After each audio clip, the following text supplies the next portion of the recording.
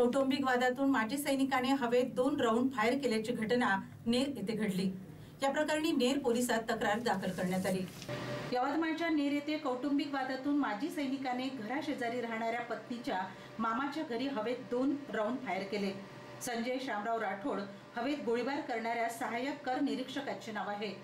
सेवानिवृत्तीनंतर सहाय्यक कर निरीक्षक म्हणून ते कार्यरत आहे। कौटुंबिक कारणावरून त्यांचा पत्नीसोबत वाद झाला, त्यामुळे पत्नी शेजारी राहणाऱ्या मामाकडे रागात निघून गेल्या। त्या पाठोपाठ माजी सैनिक राठोड तिच्या मागावर मामाच्या घरी गेलेत। यावेळी त्यांनी परवानाधारक बंदुकीतून एक हवेत तर दुसरा जमिनीवर असे 2 राऊंड फायर केले।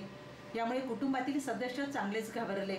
या घटनेनंतर पत्नीने नेर पोलीस ठाणे गाठून तक्रार दाखल केली। त्यावरून पोलिसांनी तात्काळ बंदूक जप्त करून गुन्हा दाखल केला। सहाय्यक कर निरीक्षक तथा माजी सैनिकाला चौकशीसाठी ताब्यात घेतले।